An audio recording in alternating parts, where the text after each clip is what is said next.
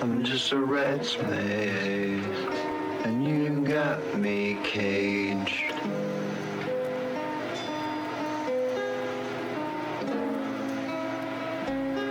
I'd like to know, wouldn't you?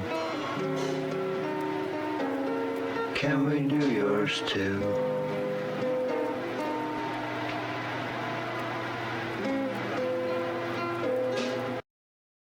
To lose your hat, I got this and I got that.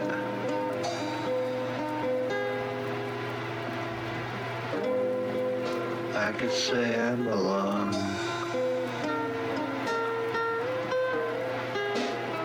to the best and the brightest, but I'd be wrong and coming on strong. I'm just a rat's maze, and you got me caged.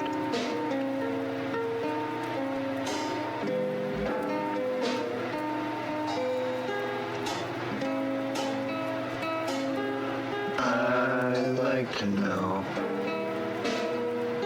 wouldn't you? Can we do yours too?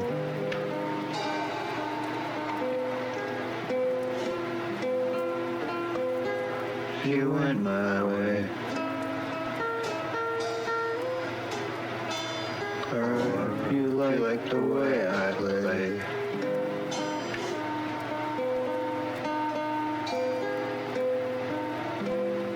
the moment's gone, except on faith.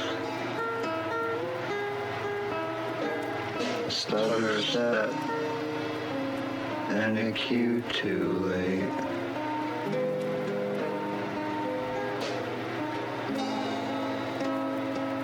I'm just a rat's maze, and you got me caged.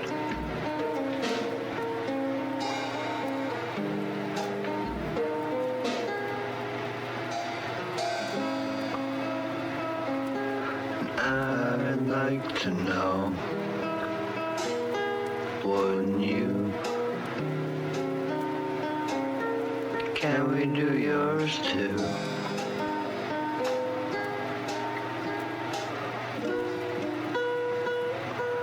Just one day from the part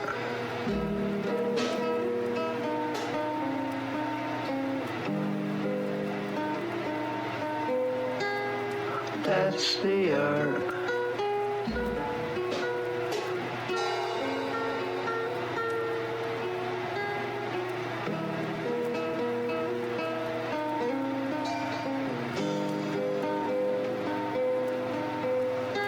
So on with the thing you know you've got.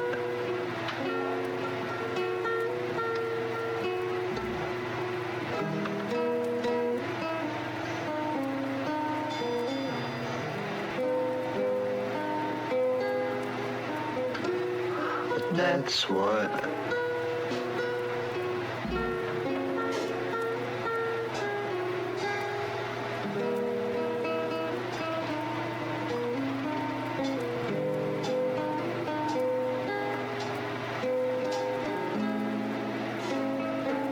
I'm just a rat's maze, and you got me caged.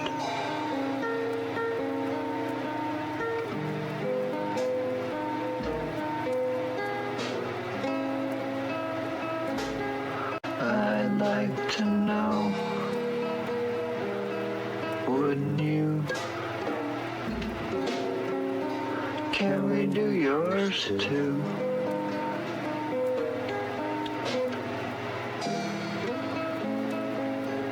I'd like to know, wouldn't you?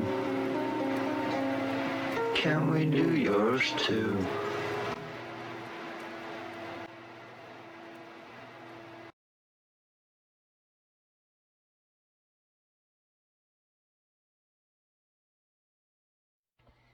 Sebastian Preston was in the process of collecting his memoirs to build his resume.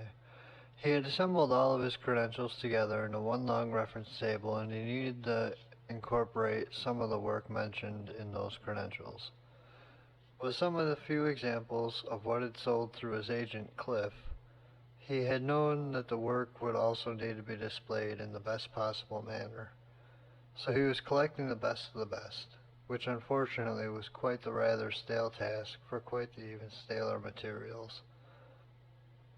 He had assembled his resume for the letters which he had written, planning to send them out to any and all potential players for the lead role in his newest piece of writing, however, which itself had already been sold by that agent. Cliff had long been with Sebastian, from his earliest memoirs, which were mostly fictional, although they were based off personal witness of others and sometimes even based off Sebastian himself, as any writer's personal life goes into the work. Cliff knew that they both had something unique with which to mold between the two of them. Some aspects to the stories, of course, had to be changed in the course of the work selling, sure, but only when the companies choosing to produce them into the promotional visual reels they became would deem the changes necessary, which was pretty much all of the time. But Sebastian didn't quite see it the path on which he wanted to settle. A company adapting their promotional medium was one thing, but doing so no matter of the quality of the originals, just to make them fit with the whatever else might be being promoted, was too much. Sebastian could never quite settle knowing that no matter how good the material was on its own, it simply didn't fit into the world of all the product placement and trend setting and following which filmmakers those days demanded, to make the finished product something to behold with the setting of a grand theater. That meant the stories needed excuses made for effects and other special visual tactics, and Sebastian's stories never really fit into that category. His stories were more reality-based. Because of his struggle, Sebastian found it necessary to call upon people within the industry since before all of these issues, and make some pleas for commonality between the players and roles before the promotional values even came about to the production teams, and in fact before they even began production with one of his scripts. He chose the realest of his more recent stories, and at the time the one which would incite the most haunting potential in pursuit of visual effects for the production team to which it had just sold. Carrie Rutherford was one of the many celebrities whom received Sebastian's call. He had used the medium of fan mail to send his message so that he wouldn't get into any sort of financial obligations for soliciting where it wasn't allowed. Surely a great deal of authors contributed their ideas to fan mail among those people of more obsessed nature. Sebastian, however, had faith in his credentials, and in that the faith that some of his select celebrities would respond, at least one out of the few who even checked their fan mail at all anyway.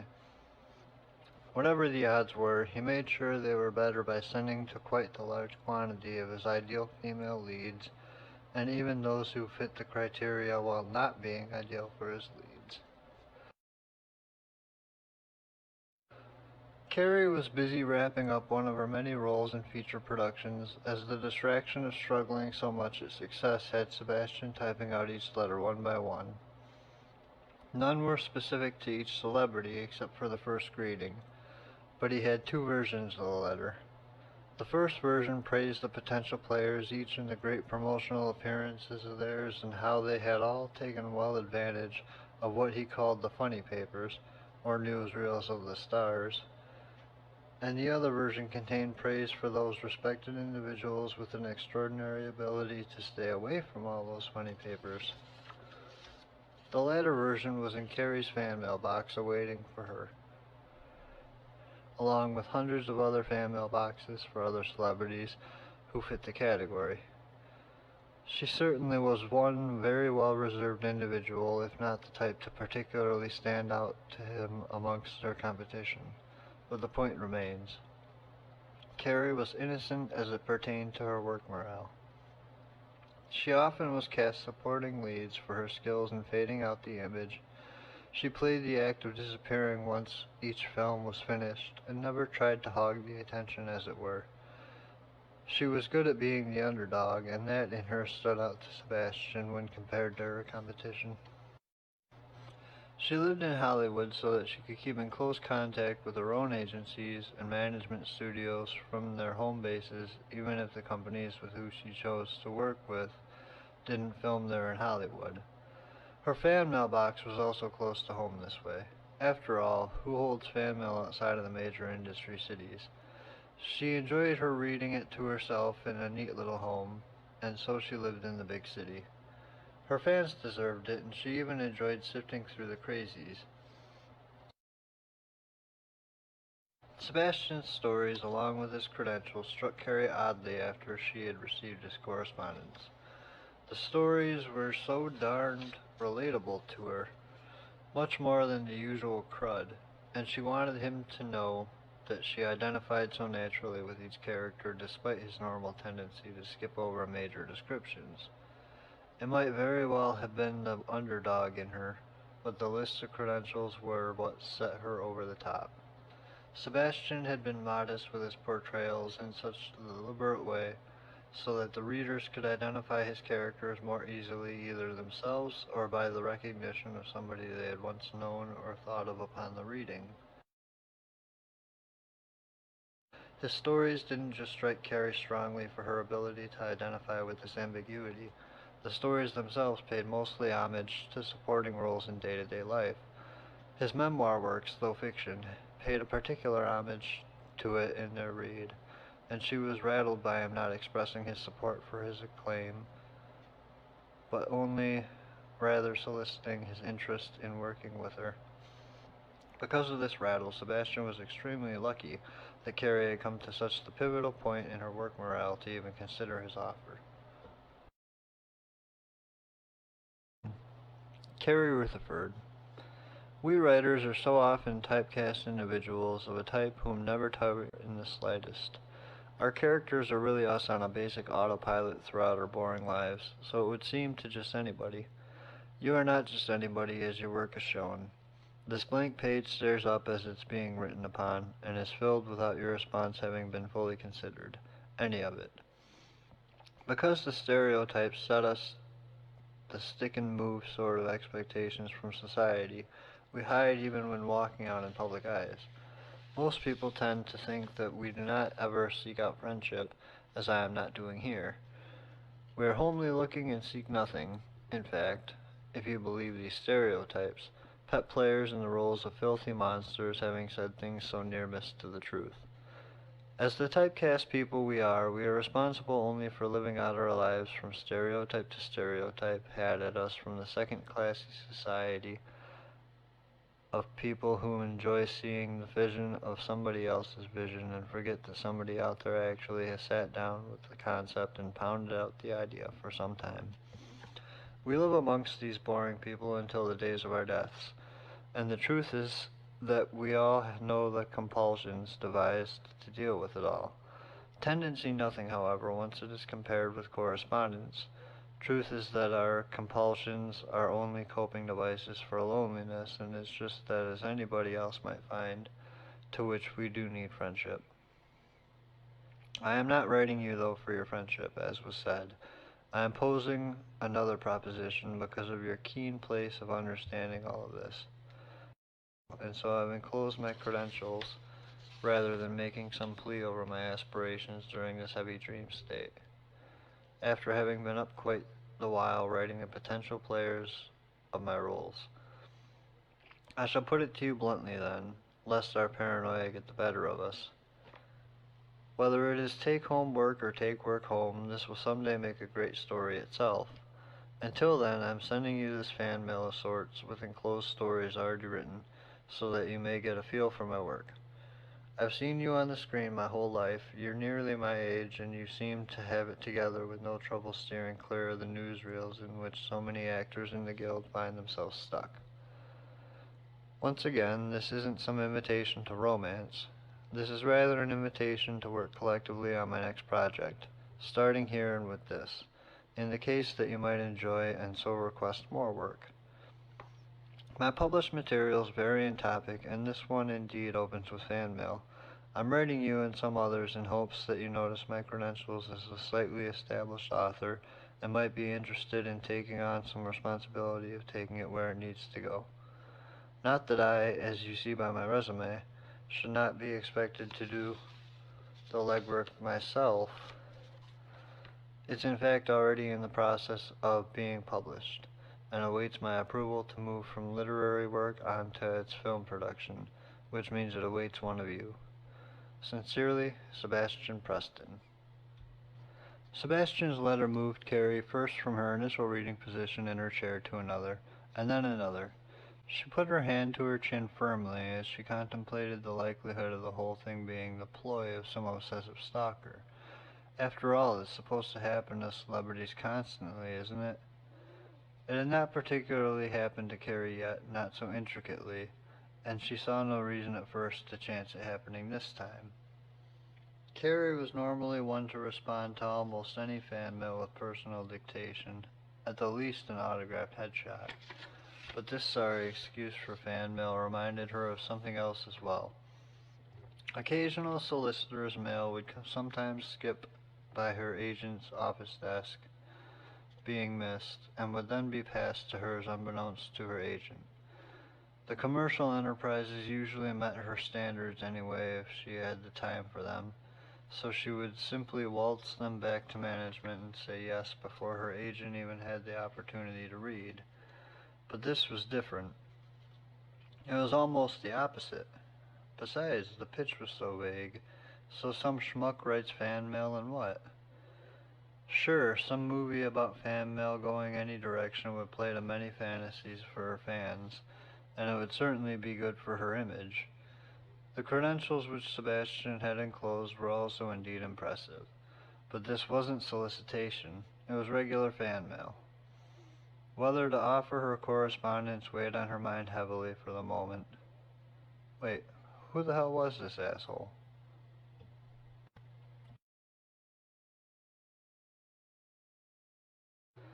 Sebastian had checked his mailbox twice per day for almost a year, and he got no responses from any of the celebrities with whom he requested correspondence. His social ambiance was somehow different nonetheless, and everywhere he'd been within this last year, his confidence had been stronger. Simply having written the letters had certainly changed his attitude for the better. In his method, he had wanted to make the personal impression on whoever it was that would play his role of the leading lady, which he'd admit was taking for granted their compassion and their professional understanding as well, however socially they might understand. When he went to the mailbox on this particular day for the first time, expecting bills and junk mail, there had been nothing whatsoever.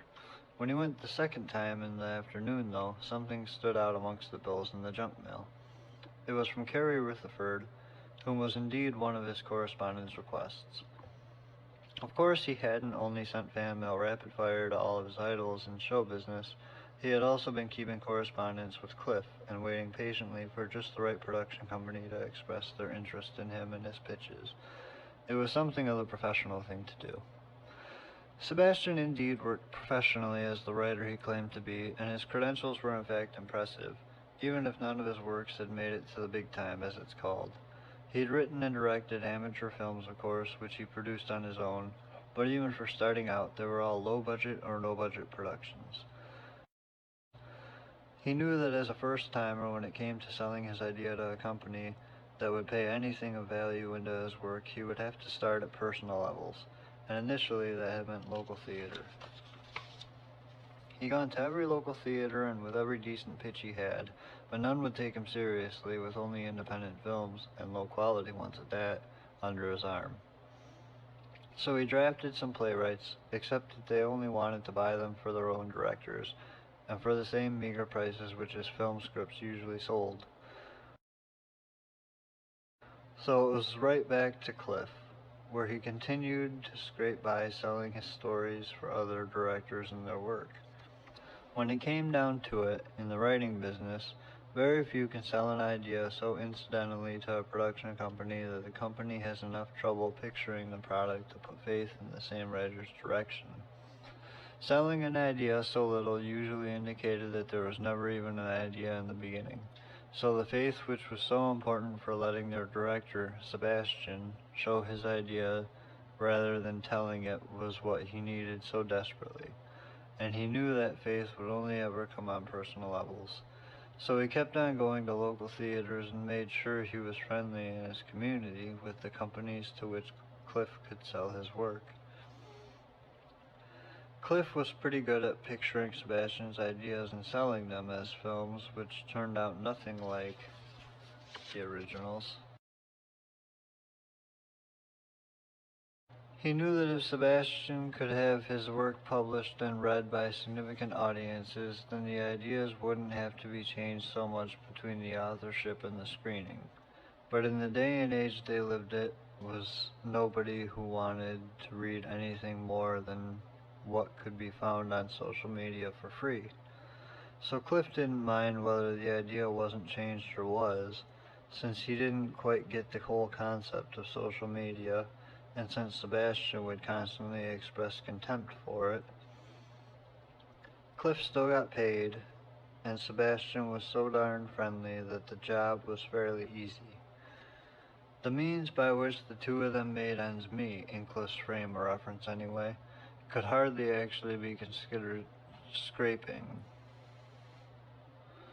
Sure, mostly the work didn't sell for much of anything in its usual case, but most all of it sold for something, and certainly was in quite great quantity.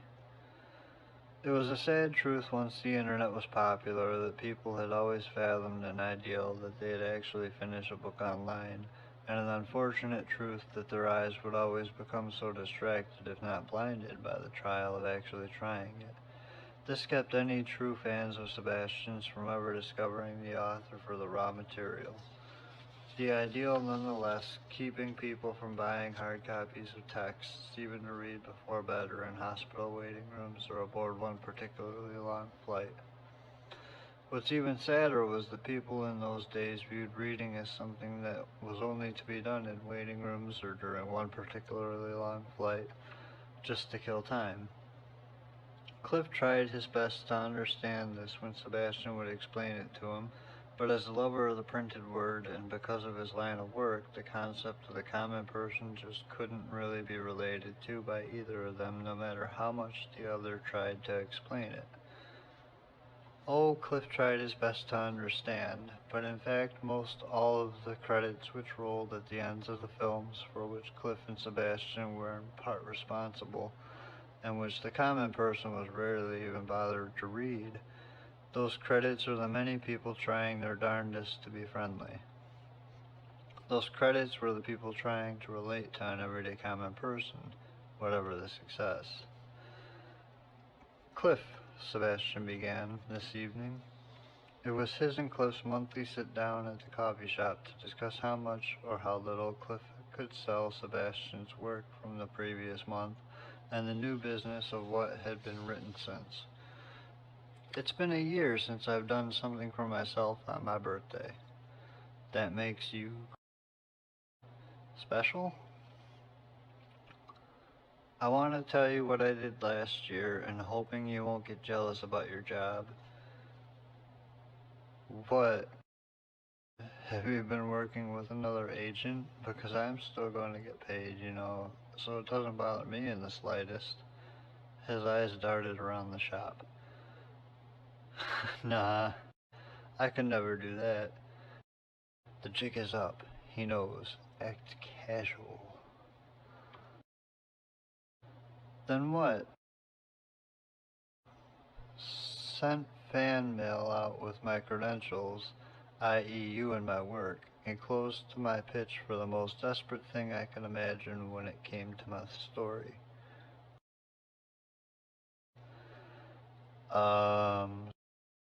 You'll have to explain.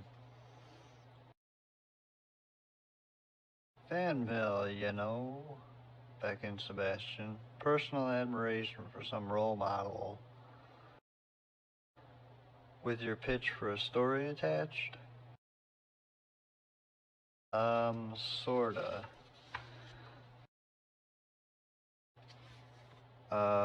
Sorta. What was the story? It begins with fan mail for some run-of-the-mill guy who wants to work with the star he's written. Okay, and nothing. That wasn't even definitively the story idea. You're gonna have to elaborate. After my sample of some poetic bullshit, I just wrote that the stars and I begin that way, and I left my credentials enclosed. So for your birthday, you wrote out your resume and some pitch in a fan mail to whom? Bunch of people. But here's the clincher. It was a story that you sold. Ooh, fake out. And today I noticed the real clincher. Are you ready for this? One of the people actually responded.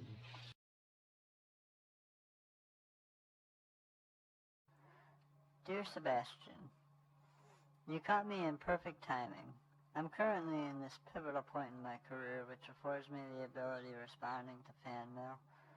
You seem really nice, so I should just tell you right off the bat that I'm not looking for any attachments. My friends are mostly stand-ins. Ha. I normally only send headshot picture autographs because, to be honest, that's all that's usually requested of me. I'm really not sure exactly what your story is, the story to you or the story to your fiction.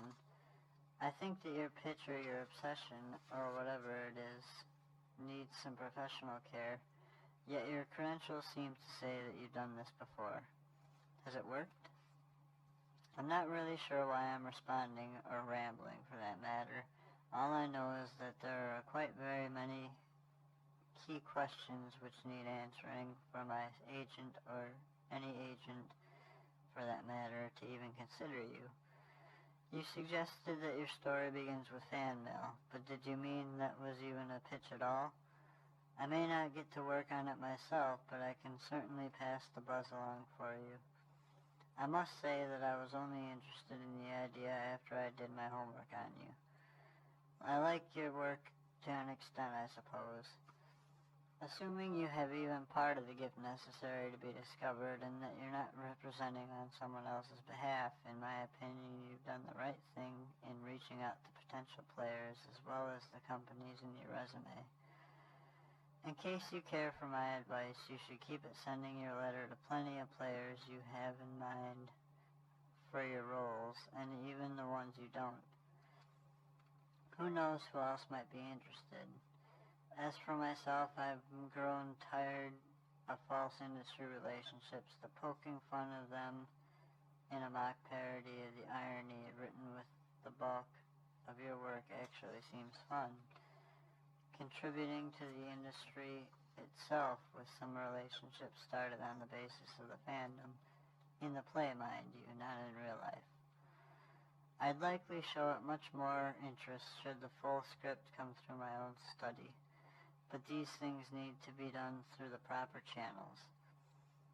I've noticed that most of your stories have twists as they come to a close. Where does your idea take me or any of the other players you may have sent to? Again, there are indeed proper channels you must fight to be noticed, unfortunately. Your agent must solicit my agent, only likely to happen after having gone through trusted agents who may or may not keep it for themselves. I'll just let you know that now. I can only assume your player responds to you, and is it for an independent work? Is it some sort of obsession, suspense story?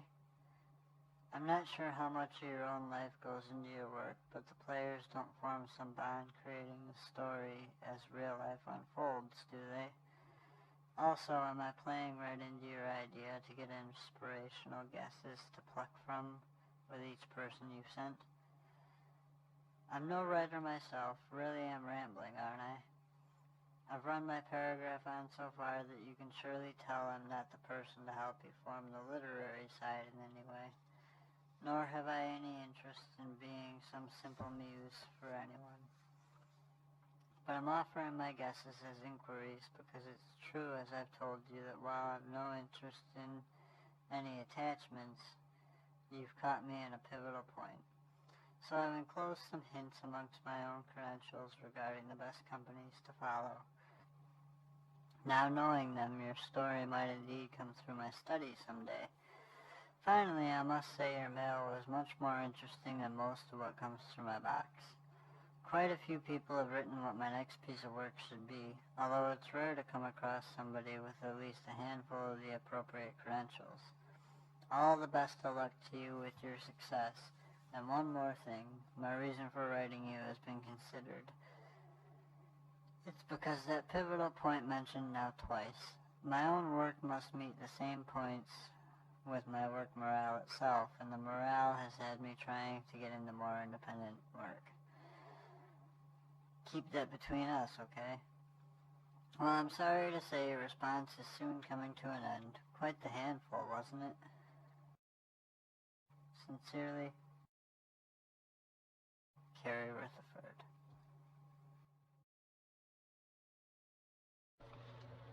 Carrie dropped the letter into the mailbox and rushed on with her errands, as if the world had seen all that she'd done. She didn't much care for the public mailbox. Often the paparazzi lingered, waiting for anything from one easy slip of the blouse to the next full-fledged flash. At first, she would flip her strongest bird at all the paparazzi she dealt with in the start of her career, until she realized that they were mostly just the appalled Hollywood tourists as ashamed of what they were doing as she was ashamed of them.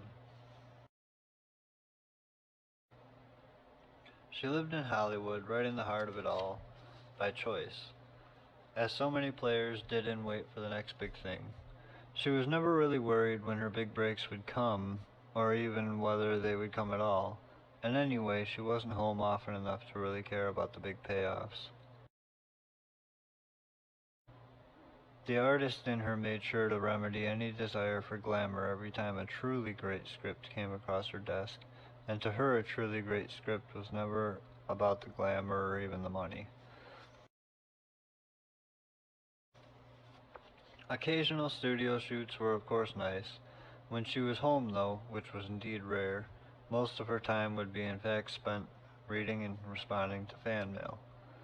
Her house was fairly well kept, only because it was so well avoided.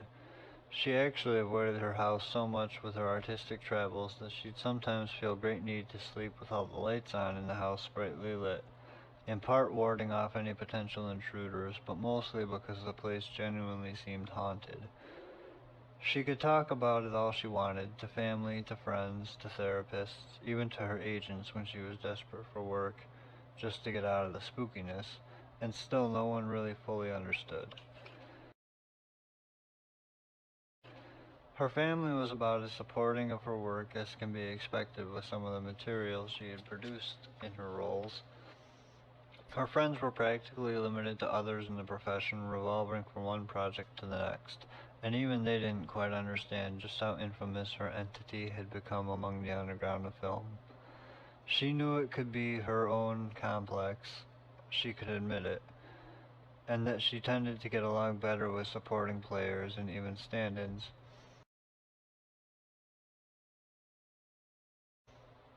Her roles were often full of underdog angst, the type that would sleep around just to do so, or in other words, reality-based for somebody not worried about her image or reputation by the cynics of the world. Often the stories she would read for would go as such: girl meets plenty of boys until a special boy comes along. Not that her choice in roles was simplistic in a bad way, or that the type of story for her was ever the uninspired type either, and on the contrary, the type she would play in usually was quite unique.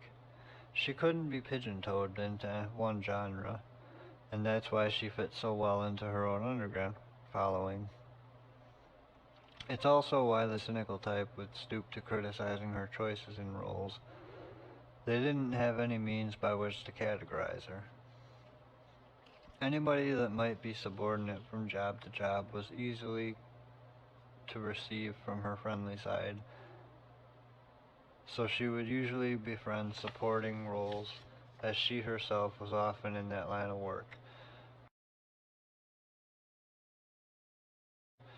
Her relationships outside of work were only really ever tough with those her roles supported, leading players or production designers. She did get along with directors and authors very well because they usually, if they did their jobs correctly, knew her roles to be on the more self-reliant side. So she would smooth them all she could at parties. In the end, though, she got her kicks only ever wanting to play matchmaker with her company. She was always helping people find work and setting up her stand-ins with other players when they needed work. It even went so far that she'd begun setting up stand-ins on dates with her old boyfriends, which was the pivotal point in her work morale. Carrie was done turning over the devoted to something fake, as if it were some test on both ends to old friend's testament. Of course, those supporting players, stand-in players, genuinely had their personalities to her, but she was biased when it came to pawning off old boyfriends. And she genuinely missed the guilt to normally associate with female vanity. On the ethical end, helping others to find work had taken its toll on hers, and she was ready to be helped herself. It had been so long since she worked on a project from the start. It was true about there being proper channels for any story to go through, and about the very few agents who would even consider any independent works often being kicked out to the bottom of the industry for doing so. Nobody cared to have their leading player in anything besides leading box office films, to which Carrie had too often noticed herself filling. It was also true that agents will only take materials from trusted agents most if not all the time. It just tends to be too much work to keeping clients away from projects once they've started, and especially if the clients are allowed to fill any role they want. Carrie's particular agent was the type titled talent director, which meant that he chose which work Carrie would take for herself. All the reasons to be kept from independent films at first had added to the desire in Carrie to work for such an agent, at least for the while it took to establish and to familiarize herself within the business. Only she truly had tired of the drama involved in all the phony relationships off the screen that it takes to keep up with box office expectations. So Sebastian's letter had been one big breath of fresh air for her. Far beyond being managed, which should not be confused with having an agent, Carrie was gifted in her childhood and blessed with support from the right people. She could afford to rub elbows with the best directors within the industry, and was fairly well known for taking charge with the directions of the smaller roles. Still, once she was ready to retire from acting, she had very often considered directing, and had begun to consider more and more that maybe it was just a matter of taking her turn at the wheel with some small-budget films.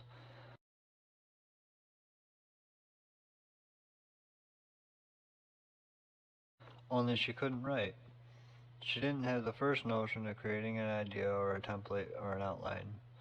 The stories just didn't come to her.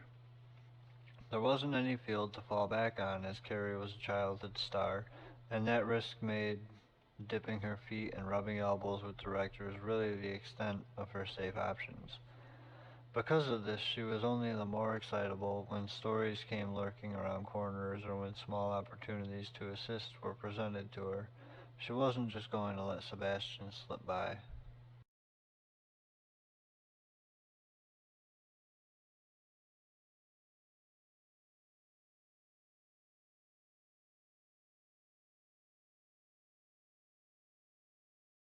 So which story was it?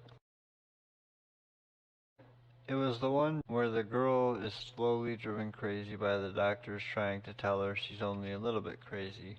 You know the one I'm talking about.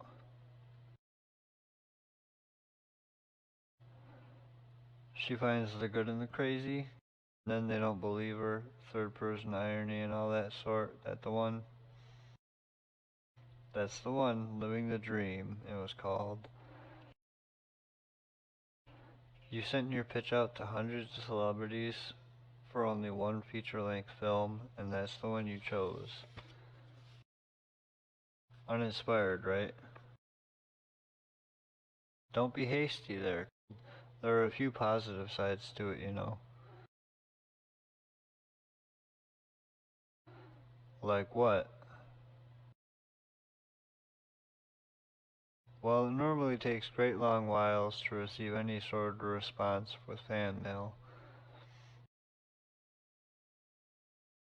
Yeah, but it was lousy and she wants something more substantial to what had been pitched in the letter.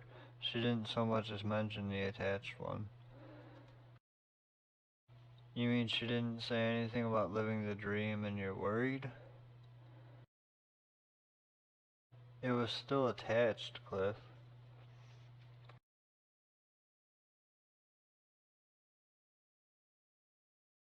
Whoever it was responded she might only be the first. Have you considered that? And by the way, I'd just soon not know who it is. I could get in trouble.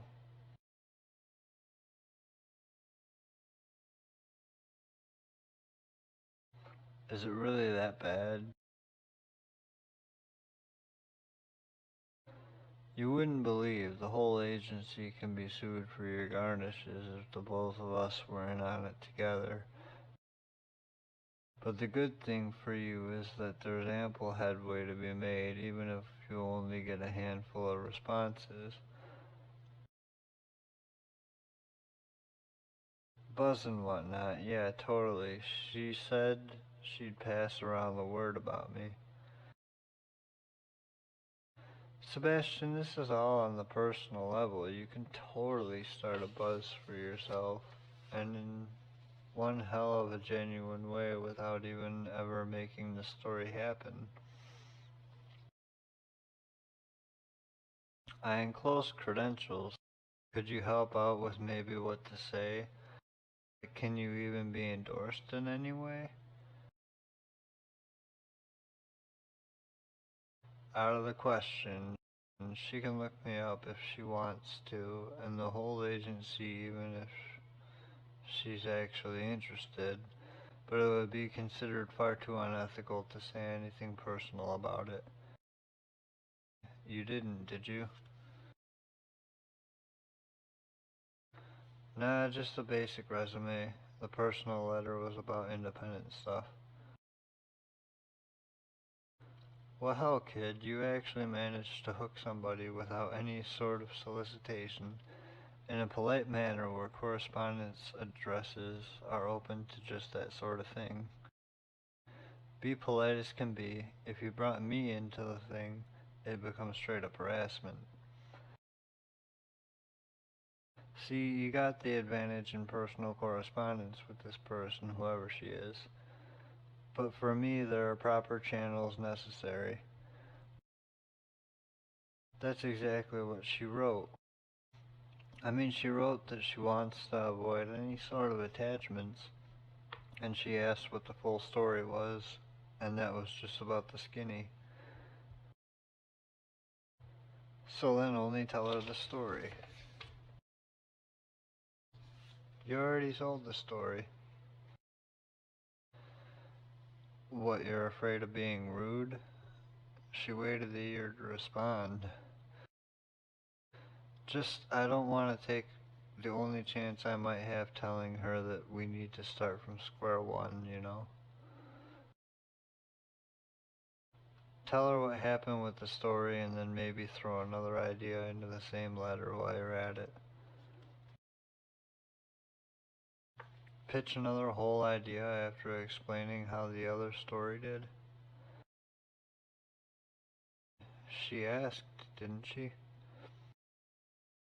Well then, she only said that she'd need to know more in order to be interested, sort of hypothetically, so I guess she didn't ask for anything but the story in question. So she actually drew you into the whole thing becoming a now professional discussion, did she? That's sort of what was intended with my letter in the first place, bud. It's most definitely her method of clinching you then. What? Proper channels. If you cannot keep correspondence to the personal level, and she explicitly expressed that she wished against the personal level relationship, right? Yeah. Well, there are proper channels that must be taken before professional talk. So what? I'm shit out of luck? They're all probably trained to be that way. Hold up now, you got your options left.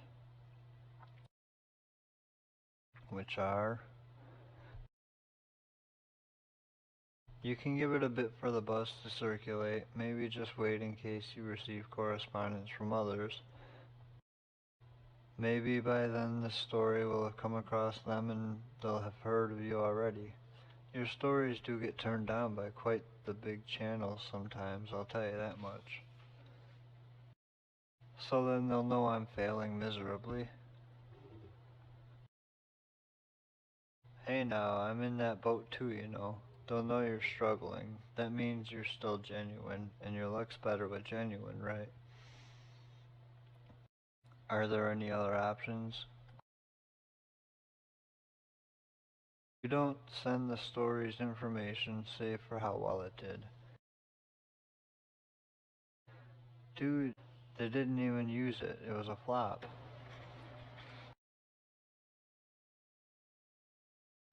Dude,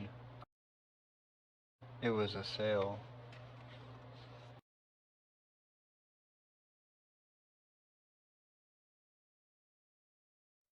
Carrie Rutherford, I'm so glad you took the time to respond. I'm fairly sure most of what you wrote was flattery, and to say the least. Run-on paragraphs have never bothered me any. You'd written that in order to be interested should the story come through your study, you need to know more of what it was about. I'm afraid that particular story has actually already been made. I'll admit that it flopped horribly, wasn't even used, but it was sold at any rate.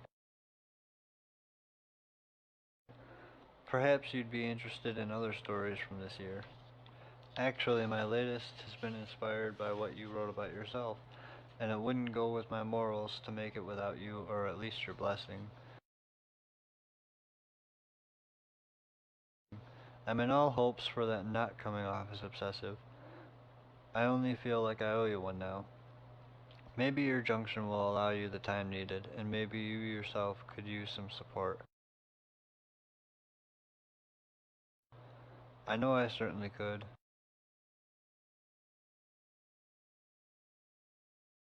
Nothing attached this time. What am I offering you?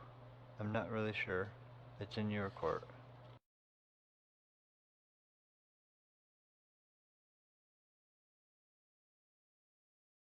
Sincerely, Sebastian Preston.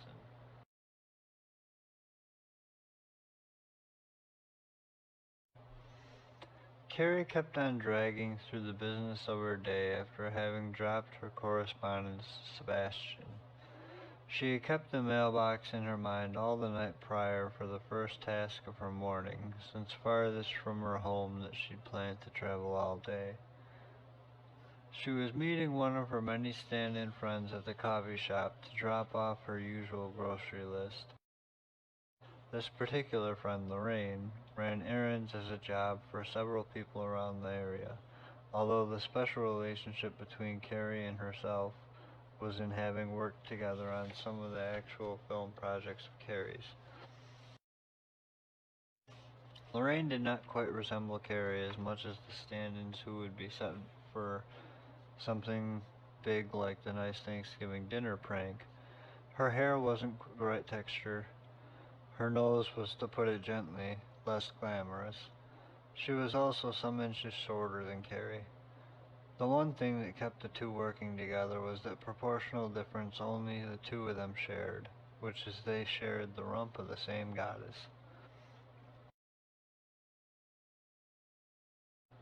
Carrie frequently chose Lorraine for the groceries task because of that specific display of rump that only pivoting the large shopping carts could handle, and when Lorraine would dip over the steering bar to step onto the bottom basket and reach those cans of peaches on the second from top shelf, every passerby would reminisce of that first feature particular to each, to which Lorraine's jumped out at them, of course pairing their fandom to Carrie.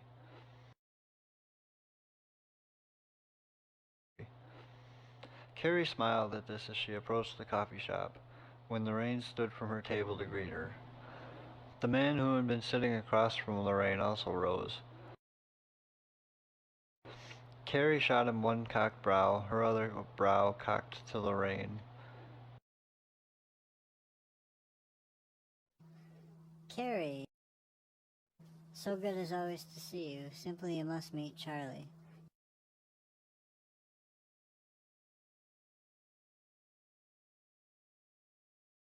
I'm the better looking one. Who's Charlie? Charlie's new. We've been seeing each other a while and thought it was time he met one of my bosses. You seem to be the most interesting. We wanted to surprise you. Well, you can be certain that it's a mission accomplished. So down to business then.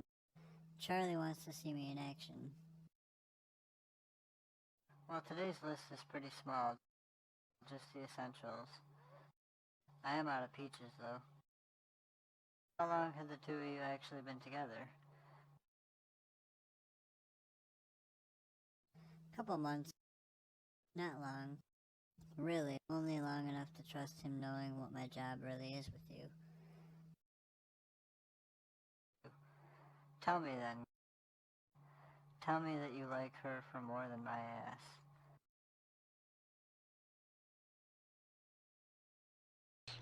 Lorraine was popping at her knuckles while Charlie laughed.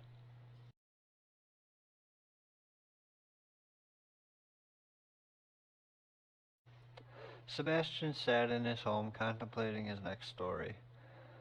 Well, he knew that it just would not be right to make it into anything without the blessing from Carrie, even if he had to contact her agency with his own pitch expressing his interest in Carrie acting the role. Made into anything or not, he would make sure it got to her. After all, he had given his word, in a way, when he wrote her that she'd inspired it in him. He felt he was growing obsessive, but he'd spoken too soon, and so it was the right thing to do. It was going to require requesting agency agreements in writing that the script would fall into her hands. Last resort, he thought, she might just respond again. For all he knew, she'd even request it personally. But truth be told, he really didn't know. So for now, it was time to write the thing. And he would worry about the desperation resorts later. He did know that it would, for the time being, be sufficient to simply go ahead and send her the script through the same medium in which he'd promised it to her and hoped that she wrote back again. So he thought it over and concluded that it was unlikely for some form of legal restraint on his right to do just that. Even if this might be what would tip the odd ends to stir. As long as he knew she received it, and that the buzz would be going around about him and his writing, the ends would justify the means as far as his favor was concerned. He felt that he should regret promising her his next piece of writing in the way that he did, or at least that he should feel guilty about using her to further his own reputation.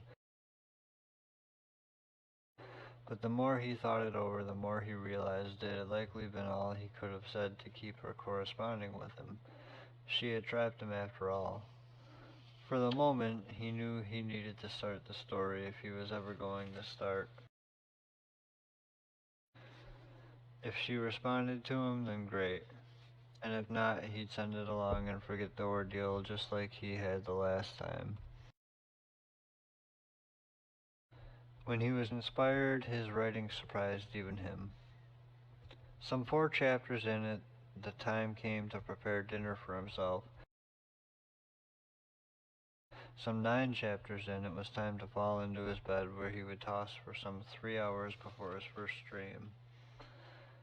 He'd had one of those dreams where one tosses and turns all the more in falling asleep in the first place, making it hard to tell if he ever even fell asleep at all, only to awake late in the morning hours, fully rested, eating breakfast. Around noon, he had eaten his lunch completely and was back to the story. By 4 past noon, his daily mail had come, bills and junk mail. Sebastian was writing for his own self from beginning to end. He'd simply promised the idea and its premise to Miss Rutherford, and indeed was right to send her copy along and to leave it between them, as thanks to her for having taken the time to send her heartfelt correspondence, even though it had only been to express non-interest for his original proposition. Should she know and understand that people change, then she would surely know that she herself might change her mind in case she hadn't been interested in working with him at all, and not just because she didn't know the full story. Even if she'd just been being polite, that is, her mind might change for ample reasons, and there would be no reason to get upset at just one more letter. Not a week into the work, Miss Rutherford did show that she understood. Sebastian had received her correspondence from his last bit of mail, the one about writing his next story for her, along with a pile of junk mail. No bills, though. He decided not to tell Cliff about this one, not wanting to get his agent or himself into unnecessary trouble. Besides, this was Sebastian's big break to keep things personal with somebody in the industry, and he felt that he might be tempted to speak business if he went any further speaking with Cliff for advice. Sebastian would of course continue to write his piece for Miss Rutherford, and then after considering what she thought of and wanted from the work, he'd decide later whether or not he should show it for sale. She certainly would have a different position about critique, not only for her investments being made unique. When Sebastian considered the words of Miss Rutherford, he understood all that to have been her wish anyway.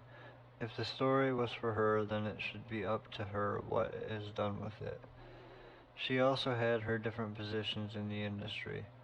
Sebastian just saw it as courtesy to keep her in the loop, but still couldn't help thinking about the buzz and feeling proud and guilty at the same time. He knew that perhaps she might be interested in his other works, and even in soliciting for him if he did this just right. But he also knew that doing it just right meant being genuine and not letting things get that far ahead of him. This meant he'd have to be genuinely honest. He was thinking business already and needed to avoid that, so he pressed forward with the story, affording her latest thoughts into his and letting his thoughts sink. Dear Sebastian, I'm sorry to hear about your story as it was. Did you ever find the right person for the role? What's really important is whether you were and are happy with it. It doesn't matter if it was a success or even that it sold. My word, you really want to write another story just for me? Who was the other one for? Upon reflection, it does seem much. Although you are right about my morale perhaps needing support, and you're especially right to recognize your own need for support. It could be then that we never need to be involved, as they say, in order to offer that special support you certainly want. I'll be honest, I'm truly worried whether you're the trustworthy type. You've already distracted me from work, although as I told you I was sort of searching for this distraction.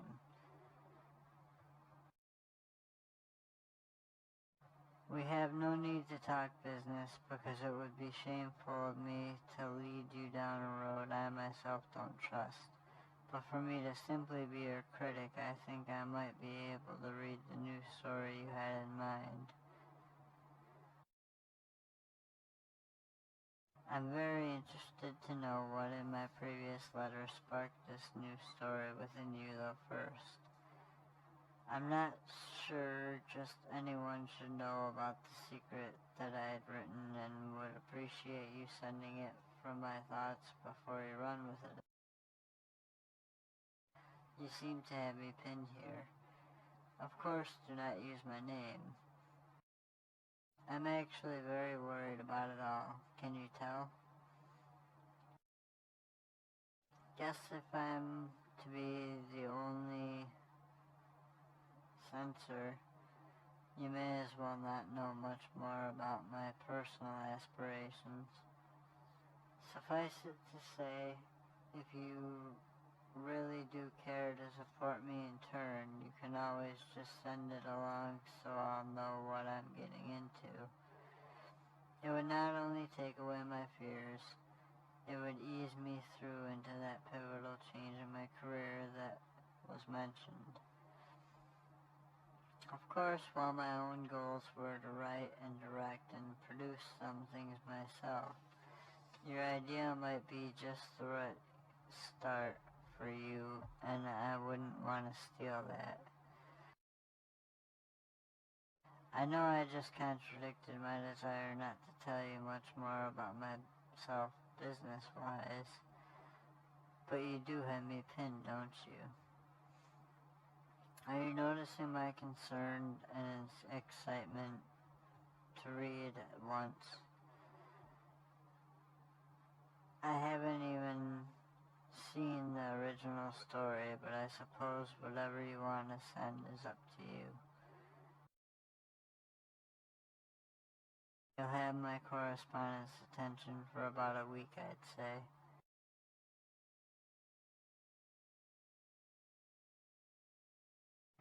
Sincerely, Carrie Rutherford.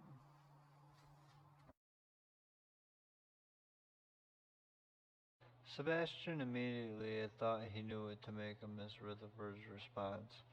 She had actually requested only two things technically, which were for him to send the story and for him to send more explanation about it, asking of him exactly what he'd planned to do at the story's end, which meant he needed to finish quick. He wasn't quite sure how it should end, and so he wasn't quite sure to what it should lead. He was up to her third audition with stand-ins. So far within the story, her character had accepted anyone and everyone for any and every role to which they auditioned, so long as each audition had resembled her in even just slight ways. It didn't even matter to her character whether the other characters looked like her, it only mattered that they held themselves well. Her character was even sort of comedic in her assumptions that people with the same stubborn attitude would have the same work morale as the casting lead within the story. In the real world and in the meantime, Carrie all the way across the country had been conjuring her own piece of fiction. The two wrote their respective works with respective nightfall and with their own respective frantic races against the deadline. Sebastian's story was of some insecure woman casting who she saw as more alluring women simply because their eyes or their hair or their bust met her criteria. These women would all inevitably need to be replaced at the casting director's wishes, no matter what the casting lead demanded. Some would miss at the necessary charisma, and some would have overwhelming stage fright. Some were overacting atrociously, and others didn't agree with the roles enough for which they had signed on to play. One thing they all had in common was taking with them important contributors to the project because of some love interest. One took the entire grip team, and the production had to be delayed. Another sparked a spontaneous protest from one of the supporting players when she was fired and the player left with her, causing production to again be delayed. It was turning into quite the fiasco in Sebastian's fiction, and he was afraid that he might be stepping on some toes should he turn Miss Rutherford's character into a jealous control freak. He certainly did not want to guess at her sense of humor, and so he hadn't found any ending suitable for all of the guesswork. Then it hit him. He could take advantage of his own vulnerability by changing her character into his own self. She could be the innocent producer whose play keeps getting delayed.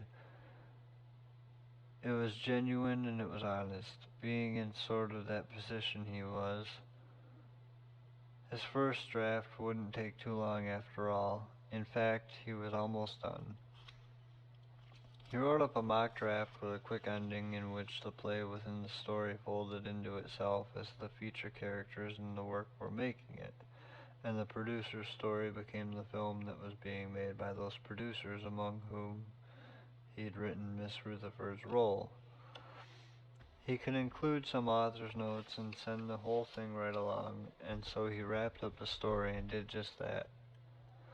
His author's notes were thankful of her consideration and time, and his basic hopes that she would like what he'd made. He made no more offers, as it had already been the whole month without anything to show to Cliff besides brainstorms, the whole month in waste if Miss Rutherford wasn't going to like it.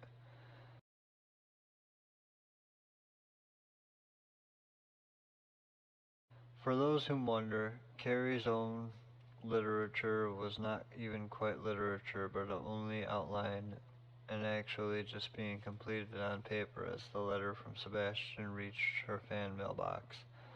In her play, her character was playing matchmaker with her circle of friends, composed of previous stand-ins. She didn't consider her story to show much integrity, having not conceived of hardly any actual fiction as of yet. She did at least discover that she had been playing that role all along in real life, and she actually thought of her own ending. Until then, she had only discouraged herself with the whole task. She'd merely been trying to guess what it was Sebastian had to work with, and her ending really tied it all together. After having set matches for her circle of stand-in friends, her character became very jealous of always being the maid of honor with each consequential wedding. In her story, there were surprisingly quite a lot of similarities to Sebastian's story in their comedic nature, and in that the humor throughout was only handfuls of the running jokes about the look-alike topic. In the end, her character had met some wedding crasher at one of the receptions who happened to do his own stand-in work, only he was himself the stand-in. He explained it to her finally, that stand-ins don't have it any easier than the glamour stars. All the glory without the glamour doesn't actually come with much glory. It actually draws the wrong kinds of attention, and it must be some friend to have set up the arrangements for them, famous or not. The outline had closed with some joking ideas between the two, and as soon as she read through her work, Carrie knew she ought to make it into something. It wasn't her first work, only the first she thought could become any sort of feature. If it was only the main title in some book of short stories, it could actually someday become something that she knew it, being at the pivotal point where she was in work morale. Among all the other people she'd show, for some reason she wanted to send it to Sebastian, wondering what he'd written, or if he hadn't finished yet, or if he was even writing at all. She considered how her agent might respond to it if she were to tell him that she'd written something. Most likely he would be angered that she was wasting time with independent work, and he wouldn't want to have anything to do with it. She considered that maybe Sebastian's agent would be interested. If she could only turn the tables on Sebastian in some sort of trade between their connections. It was hard to find an agent so low in the industry who would actually work on independent literature. If the agent wasn't going to be interested, maybe at the least Sebastian had some smaller industry connections within the other channels. The trade could be for other work of his, if he was willing to be patient, and any day her acting gigs might start up again. She really didn't want to end her little sabbatical, as she was rather enjoying her pivots as well as her fan mail, and especially her new story. All Carrie knew was that she didn't want to shuffle into some bigwig's office as one of the clumsy dime a dozen writer wannabes that they get all too often, at least not if she could get potential references before all that had to be done. First, she confirmed further correspondence with Sebastian, which she'd propped upon her writing desk, to be in her better interest. She could hardly contain herself and immediately wrote her response, this time proud to drop it in the public mailbox. She was so giddy she almost even shopped all by herself. Almost. Dear Sebastian, it was a great pleasure to read your work, and I'm glad you sent it. You do indeed have some gift in you, and I'm actually not afraid to admit that it was easy to identify with your character. In real life, I really am sort of snooty when it comes to my stand-ins, and it's in quite legitimate fear that any one of them might hog the screen, often sizing them up with the one feature which resembles me. I'm glad that you made it comedic. The real irony that struck me in your work was the greatest fear I have of my stand-ins derailing some of the production with their own egos. It rarely occurs where people let the idea go so to their heads that there needs to be a delay to the production, but the fear of it is always close to my heart because I really don't get the opportunity to get to know many of them, as I rarely have much control over the casting. The casting director might normally audition the stand-ins, and the leads only get so many opportunities to meet them. It's such a short opportunity that sometimes I only get to meet with them at the last minute, where it really is like checking them off good to fit into my shoes, so to speak. Much of the time stand-ins are needed is in post-production, because they're mostly used to filling gaps which may be reshot while the actual lead players are already working in other productions. So when I do get the opportunities to meet my own stand-ins, I make sure to take full advantage. Some of them have worked with me in more than one feature because of referrals.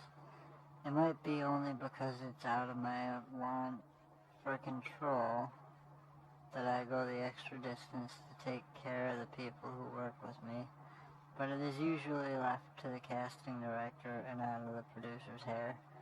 And so maybe your story would make more sense if the main plot was around the piece being an independent work. Producers tend to want everything done by the book.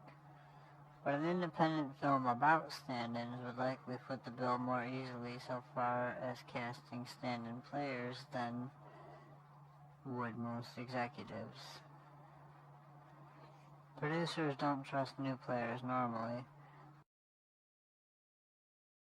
Maybe the producer in the story isn't yet paying for anything and just overseeing the whole plot.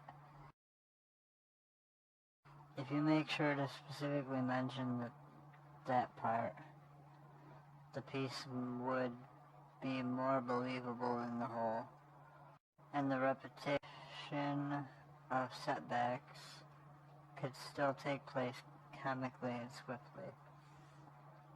In the end, the director could still find plenty of reasons to cast all too many not-so-lookalikes if that's what you were going for.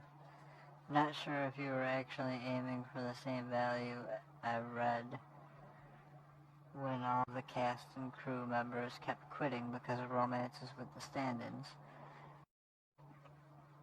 My take in picturing it was quite comedic and tragedy.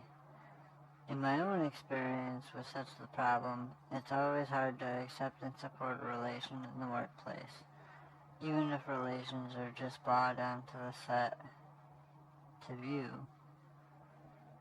let alone quitting over the sort of thing. It's always a distraction, and especially if the relationship is between workers of the same project, and you've really added depth to the idea of the whole concept. I never would have guessed you'd get your story from my telling you that I'm friends with people in that line of work. It's a big smack in the face at workplace relationships from every side of the circle. Everybody loses in your story due to the problem, except for the sort of eagle eye that brings it all together. It's very rare that fan mail stories strike my attention. You are indeed very lucky. I hope you know this. Reading back over all I've written, I realize I'm gushing and I'm supposed to be your critic. At any rate, you've inspired me to write my own story to which an outline has been enclosed for you. Maybe if we blend the two, you could put in a good word for me with your agent. I'm trying to get into independent work, which was that pivot I told you about. Maybe your character meets my supporting character during the production of the adapted feature. Your ending would remain, except my ending would blend and the character would put it into perspective about the snobby side of things. Viewers like things wrapped up neatly as far as I can tell. Now, however, comes the time when my ego takes control. I'd really like to just take your story from you and do all this myself, but like I said about that whole independent work bit, I'm still pivoting. It's just that if I'm going to change it around, fan mail is hardly an extended contract, and I'm asking for your permission to change the story around a bit and use it myself. You can also request payment. Really, your story is really that good. Maybe it's just because I've wanted to do something like this for such a long time now, and also that my time is available at the moment. Of course, you'd be getting buzz in the industry, which was my highest hope regarding your reason for corresponding in the first place, but it wouldn't be fair limiting it to just that. Blending the stories is my favorite idea.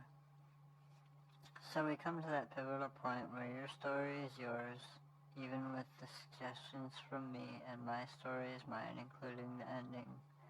I'm sure you know how copyrights work. If you want to transfer yours to me for independent adaptation, then I'll blend the two into film production.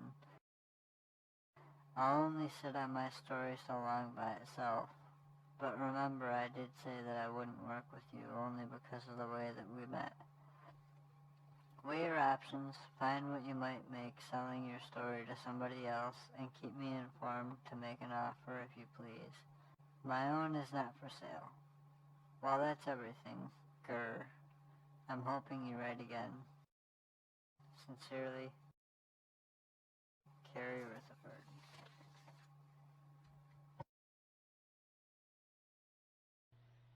Carrie Rutherford.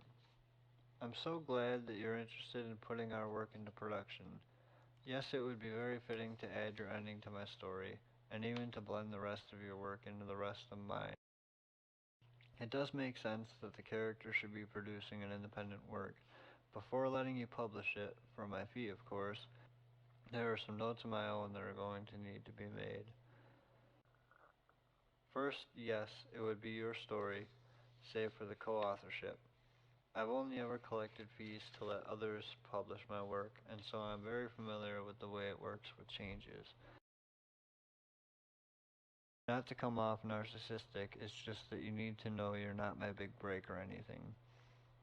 This won't add or take away anything from my reputation, which is always counted on one publisher or another at a time, so please don't worry about that. I'm not going to lie about your fame going a little to my head. But if you truly don't have experience in directing, then please don't worry about my reputation. I want to support you. It seems like too many peas in the pod for me to try to tell you, as I've got no directing experience either. I'm interested in a one-time payment and simply to split authorship credits for the royalties that may come. Maybe the title needs some work. What do you think? I like stand-in room only. Just know I'm on board for the easiest method, accepting that I'm asking your offer be quick. The less agents to see it before transferring it to you, the better, so I haven't shopped around yet, as they say. It is also a time-sensitive matter, though, so you know. Trusting that you can afford me, I'm very much looking forward to your next response. Sincerely, Sebastian Preston. Carrie wrote Sebastian an immediate offer very formally and thanked him in the postscript of her letter. He of course accepted her agreement to transfer the copyright under provision, and as soon as Carrie's check came and was cleared, the story was hers to do with what she wished. She even added that she would provide credit that the story had been conceived by him alone, and within the coming months the feature film was released, and the making of the work made one great story for all of the talk shows on which Carrie appeared to promote it. Carrie did her best to promote Sebastian's flop at that question. She did even better, though, promoting their book of short stories, Too Many Peas in a Pod, which was released within the same calendar year of Stand-In Room Only. The book of short stories was comprised of work the two of them had continued to share through fan mail. When they finally met face-to-face at the first book signing either had ever done, Carrie could have sworn that she recognized Sebastian from elsewhere. She couldn't put her finger on it.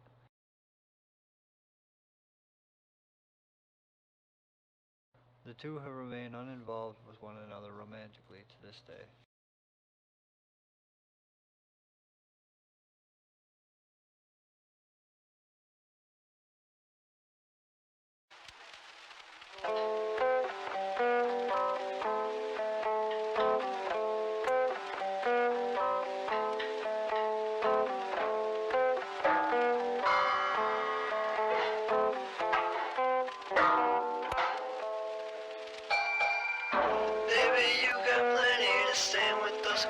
Coffee blues. You got more to give than you got to let loose. Everyone has more to say than they got to do. Yeah, I don't mind if you set your time right in your mind and pen too.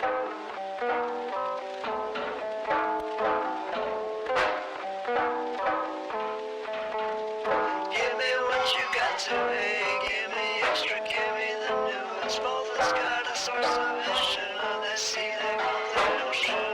On a part of time, we're just going with the flow of what we do. Every genre, heart and soul and blues, and everywhere there's inspiration.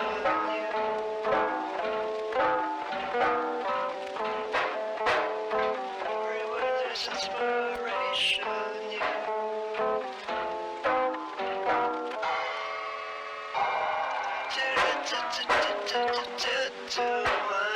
I'm not sure if that's copyright, I'm not sure if I give a time, yeah. Nothing's clear and nothing's mine. You ought to be sure I'm scared if I just sing do and we'll change it in time.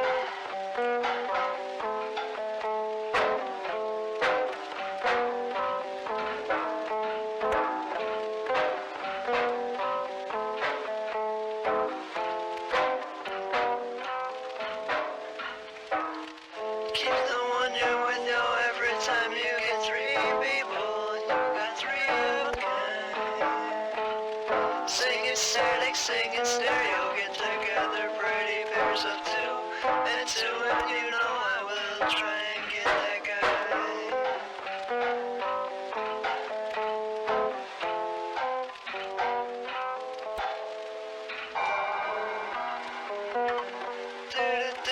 I'm not sure if that's copyright, I'm not sure if I give a dime. Nothing's clear and nothing's mine, but to be sure I've skipped that line. Just sing do-do-do-do, change it in time. Do-do-do-do-do.